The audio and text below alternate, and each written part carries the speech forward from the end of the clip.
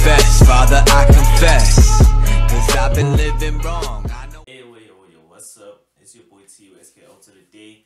Mr. Flow So Good, Matiba Totle, Mr. Skip Up on my what. Y'all already know, man. Welcome to our YouTube channel. Hope you're having a good day. If you like what we do at Cisco DTV, please make sure to click that red button and subscribe. Also making sure to click the bell next to that red button because it does make sure that YouTube does notify you every time we upload a video. Now, what we're going to be discussing today is kind of weird because for the longest time we've always known Beam Group to be a company that is owned by AKA, which is we still do know that the fact that it's a company that he owns, but he's basically come out to announce the fact that when people are dealing with him, they shouldn't deal with Beam Group, they should rather deal with him because Beam Group is no longer representing him management wise. He also went on to explain the fact that the reason for that is he is now closing down the company because he feels like he as AKA is basically a whole brand, a whole company. He doesn't necessarily need to register another company.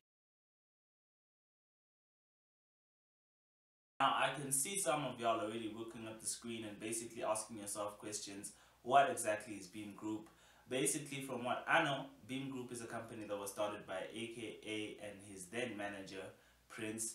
And the company was basically supposed to be an institution that represents a whole lot of creatives. You know, we saw that they had designers in there, they had photographers in there, they also had, from what I knew, they were actually at some point managing Yanga. So, you know, they were basically a hub of creatives that basically work in the industry. And this is where for me there's a bit of a discrepancy because AKA did continue to say that the reason it's closing Beam Group down is because he feels that Beam Group is basically AKA. So if he has AKA, why does he need to register a company that he calls Beam Group? Which then begs the question, what was Beam Group really? Because if Beam Group was AKA, why call it Beam Group? You know, as if there's a collective of people, if it's just AKA. Also, you know, was the whole thing about, you know, having other creatives within the space, you know, doing their own thing and basically managing other artists, was that not necessarily the case? And what is going to happen, you know, to the new side of the business that they were about to call Beam Digital? It was supposed to be more or less an African or, you know, version of Spotify or something like that. So it's really something that I look at and I say, maybe, you know, Beam Group wasn't necessarily what we thought it was, or, you know, maybe AKA just feels like the business side doesn't necessarily make sense for him, possibly because he feels it's the only one that's actually bringing in, you know, the chankuras into the company, and as such, if he feels it's the only one that's bringing in the money, the whole company then is AKA. And if the whole company is AKA, maybe it's better that he branches out and continues just being AKA and forgets about running a whole company. Regardless of anything, man, I don't think this changes much, okay? AKA will continue being AKA. AKA will continue being the successful artist that we know him as. And he did also continue to talk about the fact that, you know, sometimes in business you fail, and this was one of his, you know, failed ventures. And part of being a good businessman is actually that, is being able to actually stand up and say, look, I think this thing that we've created was good, we had a good idea going, but now that I'm actually doing the practical thing, I'm coming to the realization that this is actually not working and it's time to move on.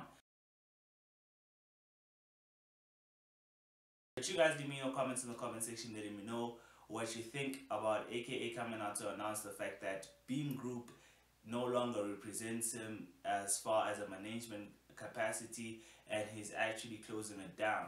What did you guys understand Beam Group as? What do you guys think of AKA, you know, basically moving on and saying that he is basically a brand, so he doesn't necessarily need a whole company called Beam Group to actually represent him? And this situation does also beg the question of what Casper said the other day.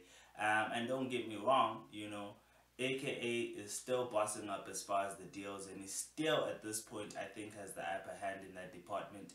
But Casper did say the fact that at Family Tree he builds brands, and you know, he was technically taking a shot at AKA with that. Does this prove the point more, you know, of the fact that he has an upper hand as far as building other creatives in the space?